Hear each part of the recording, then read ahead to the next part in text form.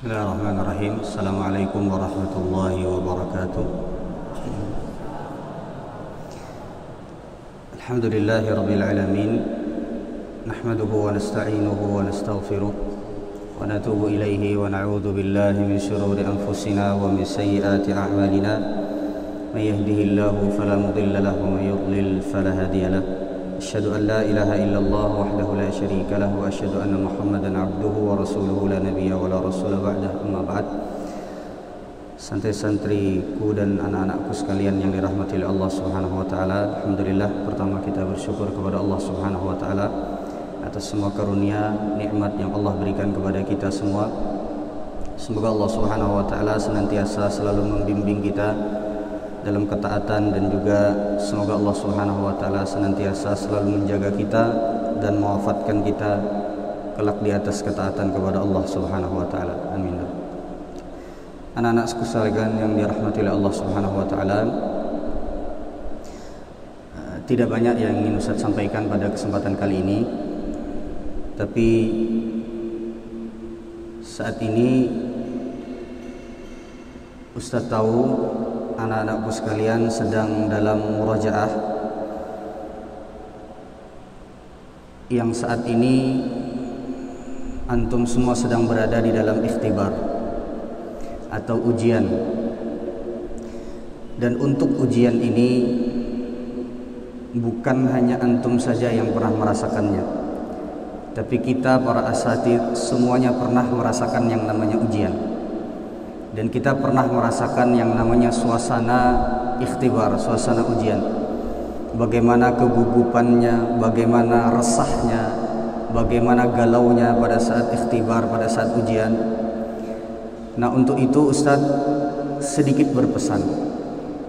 Di dalam masa-masa ujian ini, terkhusus menghadapi ujian, ada beberapa poin yang ingin Ustadz sampaikan, yang semoga poin-poin tersebut bisa sedikit banyaknya mudah-mudahan bisa dipraktekkan dan bisa juga untuk mendatangkan kemudahan, terkhusus di dalam masa-masa ujian yang saat ini dijalani oleh para santri sekalian.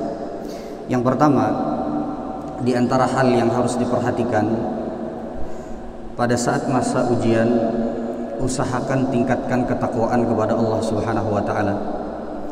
Tingkatkan ibadah kepada Allah Subhanahu wa taala.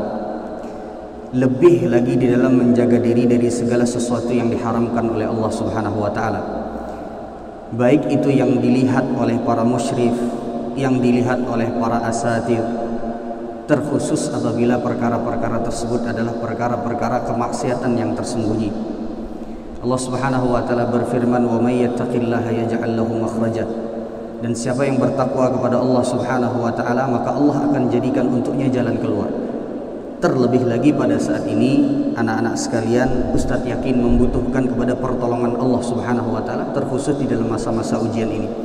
Baik pertolongannya itu adalah berupa murajaah yang dimudahkan, ataupun juga berupa menjawab soal yang kelak akan diberikan bimbingan oleh Allah Subhanahu wa taala pada saat menjawab soalnya. Itu yang pertama. Yang kedua, pada saat ikhtibar, terkhusus masa-masa sulit, usahakan kalau seandainya bisa dan ada kesempatan, bagi yang memiliki orang tua, usahakan untuk menyambung ikatan dengan orang tua, baik itu melewati telepon ataupun juga misalnya mungkin kalau seandainya yang sudah tidak memiliki orang tua, doakan orang tuanya, karena itu termasuk daripada birrul walidain. Karena di antara hal yang akan mendatangkan keberkahan bagi seseorang, terkhusus apabila orang tuanya masih hidup, adalah doa kedua orang tuanya atau salah satunya. Dan jika memang orang tuanya sudah tiada lagi, maka berarti kebaktian seorang anak kepada orang tuanya itu insya Allah juga termasuk yang akan mendatangkan keberkahan. Itu yang kedua. Jika bisa telepon minta doakan, maka alhamdulillah. Tapi jika memang misalnya tidak diizinkan oleh pesantren karena misalnya ada hal-hal yang dipertimbangkan, maka insya Allah cukup dengan misalnya minta sampaikan untuk didoakan, ataupun juga kita doakan orang tua kita, yang salah satu bentuk bir atau bentuk kebaktian kita kepada orang tua kita yang paling besar itu diantaranya adalah doa. Yang kedua, yang ketiga, pesan Ustadz, apabila anak-anakku sekalian menemui jalan buntu di dalam murojaah, kesulitan, maka jangan lupa untuk ambil air wudhu, kemudian salatlah, minta petunjuk kepada Allah Subhanahu wa taala agar dimudahkan. Nabi sallallahu alaihi wasallam diriwayatkan dalam sebuah riwayat, "Idza hazabahu amrun badara ila shalah." Nabi sallallahu alaihi wasallam apabila ada sesuatu yang membuat pikiran beliau terganggu, apabila ada sesuatu yang memberatkan beliau, ada urusan yang sulit untuk beliau selesaikan, maka di antara hal yang pertama kali beliau lakukan adalah ambil air wudu, kemudian setelah itu salat dan minta kemudahan kepada Allah Subhanahu wa taala, terkhusus dalam sujud-sujudnya. Itu yang ketiga. Yang keempat, di antara hal yang juga harus diperhatikan, jangan bakhil di dalam membantu kawan pada saat murojaah. Dan ini termasuk hal yang mungkin kalau kita timbang-timbang termasuk salah satu yang sangat bermanfaat sekali untuk kita. Kadang kita berpikir bahwa saya harus menyelesaikan murojaah saya, sehingga ketika ada kawan yang kita lihat kesulitan kemudian bertanya kepada kita, lalu kita tinggalkan. Usahakan apabila kita mampu dan bisa dan kita tahu terhadap apa yang sulit pada teman kita tersebut, maka usahakan kita sempatkan barang sedikit untuk menjelaskan apa yang dia tanyakan. Nabi sallallahu alaihi wasallam mengatakan, "Wallahu fi aunil 'abdi ma kana al-'abdu fi auni akhihi." Allah Subhanahu wa taala akan senantiasa selalu menolong seorang hamba selama seorang hamba tersebut senantiasa selalu menolong sesama saudara yang lain. Itu yang keberapa? 4. Kemudian setelah itu yang kelima, di antara hal yang harus diperhatikan bagi seseorang yang akan menjalani ikhtibar adalah niatkan ikhtibar itu bukan hanya sekedar untuk dapat nilai yang bagus, tidak, tapi niatkan ikhtibar itu untuk memurojaah ilmu yang sudah didapatkan. Karena dengan demikian, ketika kita murojaah, menghabiskan waktu, menghabiskan tenaga, menghabiskan pikiran, insya Allah itu akan diganjar oleh Allah Subhanahu wa taala, ketimbang hanya sekedar untuk mendapatkan nilai. Dan ini termasuk dari niat yang harus dihadirkan pada saat masa-masa ujian. Niat untuk memurojaah ilmu yang sudah dipelajari. Kemudian yang berikutnya, yang kelima, sebelumnya Nabi SAW mengatakan dalam sebuah hadis, "Wa innama likulli imri'in ma nawa." Sungguh bagi setiap orang itu akan mendapatkan apa yang dia niatkan. Apabila anak-anak sekalian berniat hanya sekedar untuk mendapatkan nilai yang bagus, maka cuma sekedar dapat di situ saja.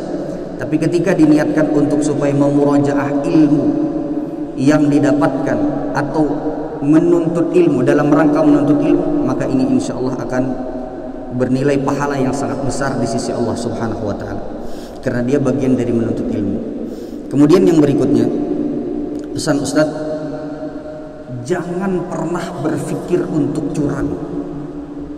Jangan pernah sekalipun berniat untuk curang. Sesulit apapun pertanyaan dari seorang ustadz yang antum dapatkan di kertas, jangan pernah berpikir untuk curang sekalipun.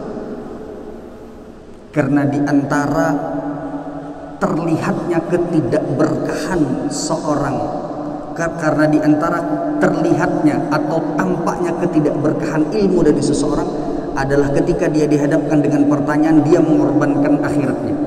Dia curang, kemudian dia melanggar sabda Nabi SAW, "Man ghasyana falaysa minna." Siapa yang berbuat curang, kata Nabi SAW, maka dia bukan golongan dari umatku. Sesulit apapun, tanamkan dalam diri antum, lebih baik saya mendapatkan nilai yang jelek ketimbang saya harus melanggar larangan Allah Subhanahu wa taala dan Rasulullah SAW. Jadi jangan pernah terfikir sekalipun untuk berbuat curang. Niat pun jangan. Kalau ada niat untuk berbuat curang, tahan niatnya, hilangkan niatnya. Kemudian yang berikutnya, di antara hal yang juga harus diperhatikan oleh seorang yang sedang menjalani ikhtibar, la ta'tamid ala nafsika. Jangan sampai antum bersandar kepada kepintaran antum. Jangan sampai antum bersandar kepada kecerdasan antum. Jangan antum bersandar kepada sempurnanya murojaah antum. Karena orang yang menyandarkan sesuatu kepada dirinya, maka dia sungguh akan merugi. Tapi orang yang menyandarkan segala sesuatunya kepada Allah Subhanahu wa taala, maka dia pasti akan berhasil. Allah Subhanahu wa taala berfirman, "Wa may yatawakkal 'ala Allahi fahuwa hasbuh." Siapa yang bertawakal kepada Allah Subhanahu wa taala, maka Allah Subhanahu wa taala akan mencukupkannya. Ustaz tutup dengan satu cerita. Ini Ustaz sendiri yang mengalami. Tapi usahakan ini jangan sampai terjadi pada anak-anak sekalian. Jadi Ustaz dulu ketika ikhtibar selalu punya kebiasaan, setiap kali murojaahnya itu sempurna, dari awal sampai akhir sudah dibaca berkali-kali, sudah bahkan dihafal berkali-kali. Artinya persiapannya sangat matang sekali. Sering kali Ustaz dapatkan ketika Ustaz terkhusus pada saat kuliah, ketika Ustaz mendapati sudah sampai selesai persiapannya, sudah sampai hampir sempurna persiapannya, sering sekali Ustaz mendapatkan bahwasanya Ustaz secara pribadi itu semacam seperti ada perasaan ghurur, semacam seperti ada perasaan ujub, semacam seolah seperti kehilangan rasa tawakal kepada Allah Subhanahu wa taala, atau berkurang tawakalnya. Dan Ustaz sering mendapati setiap kali Ustaz sempurna, hampir sempurna, atau hampir selesai, atau bisa dikatakan mutqin ketika murojaah, itu Ustaz selalu salah di dalam permasalahan yang Ustaz sudah hafalkan dan sudah diperkirakan akan bisa menjawabnya. Dan ini diantara Allah Subhanahu wa taala memperlihatkan bahwasanya kita ini makhluk Allah Subhanahu wa taala yang lemah. Jadi usahakan, sekali lagi, Ustaz tidak melarang anak-anak semua untuk murojaahnya itu dilengkapkan, dan ini yang harus. Tapi jangan sampai lengkapnya murojaah kita, kuatnya persiapan kita mengurangi rasa tawakal kita kepada Allah Subhanahu wa taala. Ini yang mungkin bisa Ustaz sampaikan pada kesempatan kali ini. Terakhir, semoga Allah Subhanahu wa taala memudahkan segala urusan anak-anak sekalian.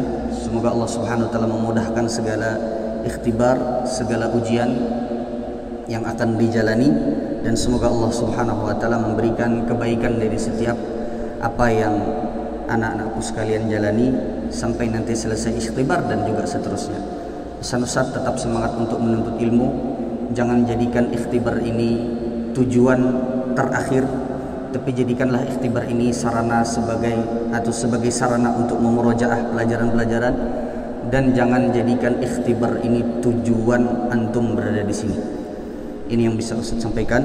Kita tutup dan doa kafaratul majlis. Subhanakallahumma wa bihamdika asyhadu an la ilaha illa anta astaghfiruka wa atubu ilaik. Assalamualaikum warahmatullahi wabarakatuh.